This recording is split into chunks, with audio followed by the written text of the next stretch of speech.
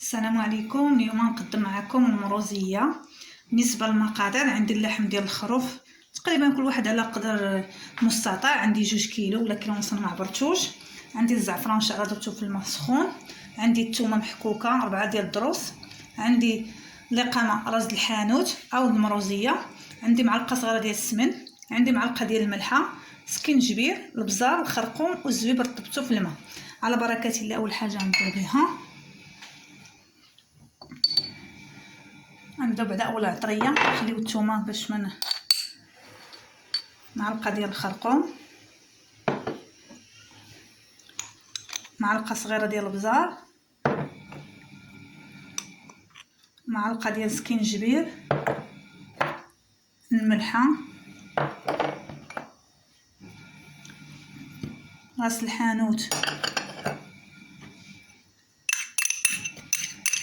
ثومه، زعفران شعره. غنخلط هادشي كله بيديا. غنضيف شويه ديال الماء. بسم الله.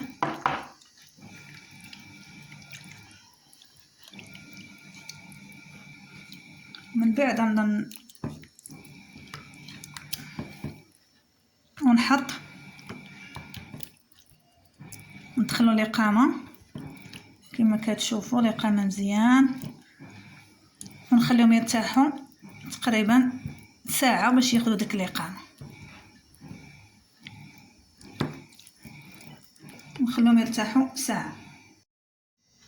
من بعد كما كتشوفوا خليته 30 دقيقه يرتاح يشرب داك الشرموله اللي درت ليه. غناخذ دابا الكوكوط، نحط الكوكوط. بسم الله. غنحطو اللحم في الكوكوط.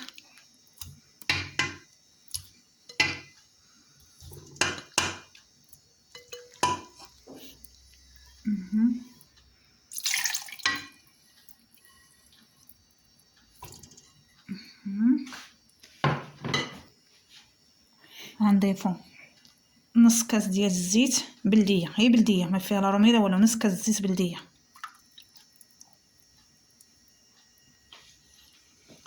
وغنديرو على نار مهيله مده 45 دقيقه حتى 40 دقيقه على حسب الخروف كي داير. الا كان الخروف صغير غياخذ لكم 40 دقيقه 35 دقيقه. الا كان الخروف ما بين 10 دقائق الفرق بيناتهم. وفي الاخر غادي غنزيد الزبيب والقرفه ومعلقه ديال العسل. دابا غنديرها في البوطه، ومن بعد من يطيب ديك 30 دقيقه نحس بيه يطاب غنوريكم. غنزيد عليه الزبيب. من بعد كما كتشوفوا دابا يا طاب، باقي غنزيد الزبيب.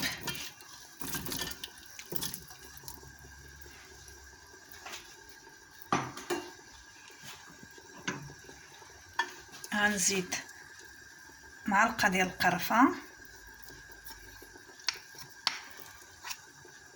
ومعلقه ديال العسل،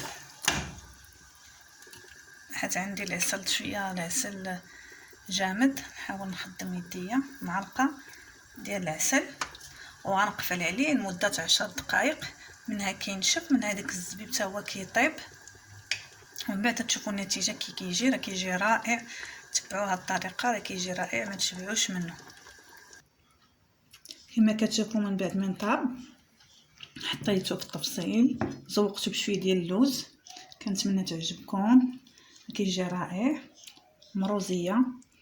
كنتمنى تعجبكم. السلام عليكم.